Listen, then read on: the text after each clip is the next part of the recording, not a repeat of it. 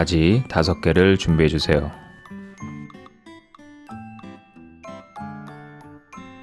홍고추 1개를 작게 다져서 준비해 주세요.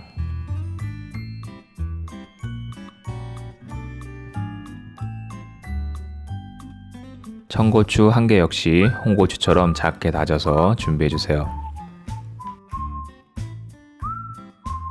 실파 3뿌리를 작게 다져 주시는데요. 흰대 부분과 파란 잎 부분을 나눠서 다져 주세요. 양념장을 만들어 보겠습니다. 양조간장 4스푼 넣어 주시고요. 고춧가루는 2스푼 넣어 주시고요. 맛술 2스푼 넣어 주세요.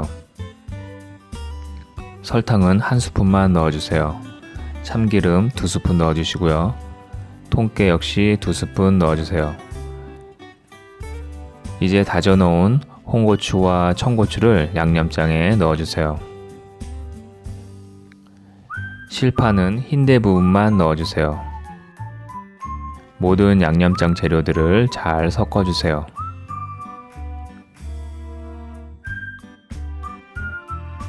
가지를 다듬을 건데요. 가지 꼭지는 제거해 주시고요. 가지의 길이는 손가락 길이로 잘라 주세요. 가지에 따라서 3등분 또는 2등분 하시면 됩니다. 이렇게 잘라진 가지는 반으로 다시 한번 잘라 주세요.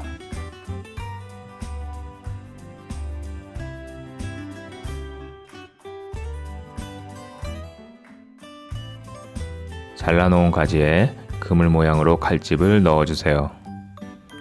이렇게 칼집을 넣으면 가지를 구울 때 골고루 잘 익고요.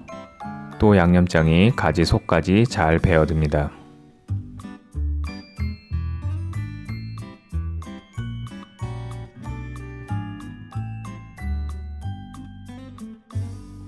달구어진 팬에 올리브유 또는 들기름을 넉넉히 둘러주세요.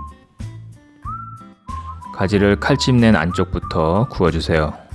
안토시아닌이 많아 항암 효과가 뛰어난 가지는 대표적인 지용성 채소인데요. 기름과 궁합이 아주 잘 맞는 채소입니다. 중간중간에 기름을 좀 더 둘러주시고요.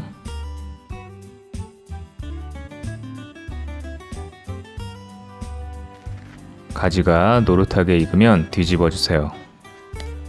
가지는 열량이 낮고 식이섬유가 풍부해 다이어트 식품으로 아주 좋다는 거 참고하세요. 만들어 놓은 양념장을 가지 위에 이제 올려주세요. 골고루 펴서 올려주시면 됩니다.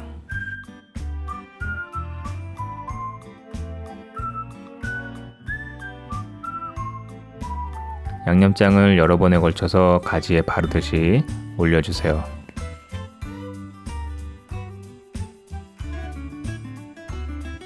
잘라놓은 실파의 파란 잎부분을 올려서 모양을 내주세요.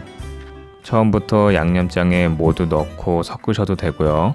실파 대신 대파를 사용하셔도 됩니다. 자, 이제 가지구이가 완성되었습니다. 맛도 좋고 영양도 만점인 가지구이. 만드는 방법도 간단하니까 오늘 저녁 식탁 위에 한번 올려보세요. 그럼 시청해주셔서 감사합니다.